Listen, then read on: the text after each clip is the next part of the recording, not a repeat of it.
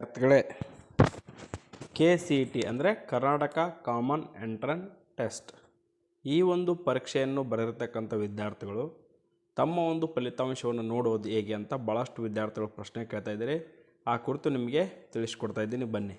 ಅದಕ್ಕೂ ಮುನ್ನ ನಮ್ಮ NSK tech news Kannada YouTube ಚಾನಲನ್ನು ಸಬ್ಸ್ಕ್ರೈಬ್ ಮಾಡಿ, ಈ ವಿಡಿಯೋವನ್ನು ಲೈಕ್ ಮಾಡಿ, ಶೇರ್ ಮಾಡಿ ಅಂತ ಹೇಳ್ತಾ, ನೋಡಿ ವಿದ್ಯಾರ್ಥಿಗಳೇ, ನೀವು ಗೂಗಲಲ್ಲಿ ಈ ರೀತಿಯಾಗಿ ಸರ್ಚ್ ಮಾಡೋಕ್ಕಾಗುತ್ತೆ. KAR ರಿಸಲ್ಟ್ NIC ಇನ್ ಅಂತ ಸರ್ಚ್ ಮಾಡಿದ ನಂತರ ಈ ಥರ ಆಪ್ಷನ್ ಬರುತ್ತೆ. ಇಲ್ಲಿ ಕರ್ನಾಟಕ ಎಕ್ಸಾಮಿನೇಷನ್ ರಿಸಲ್ಟ್ 2024 ಅಂತ ಇರುತ್ತೆ. ನೀವು ಈ ವರ್ಷದ ನೋಡಬೇಕಂದ್ರೆ ಇಲ್ಲಿ 2025 ಅಂತ ಇರುತ್ತೆ. ಅದನ್ನ ಕ್ಲಿಕ್ ಮಾಡ್ಬೋದು. ಕ್ಲಿಕ್ ಮಾಡಿದ ನಂತರ ಈ ಥರ ಅಫಿಷಿಯಲ್ ಪೇಜ್ ಓಪನ್ ಆಗುತ್ತೆ.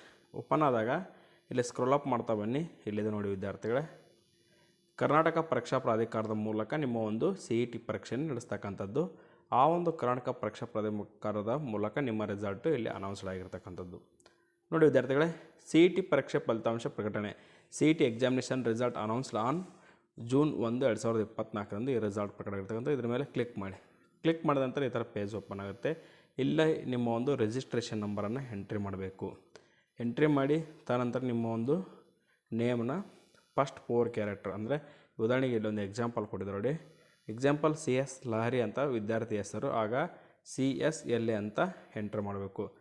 ತುಕಾ ಸಾಯಿ ಪ್ರಣತಿ ಅಂತ ಇದೆ, ಈ ಹೆಸರಿದ್ದಾಗ TUKS ಅಂತ ನೀವು ಫಸ್ಟ್ ನೇಮ್ ಕೊಡಬೇಕು.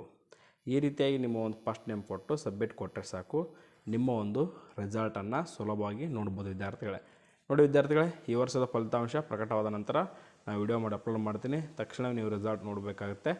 ನೋಡಂತ ಹೇಳ್ತಾ, thank you for watching this video.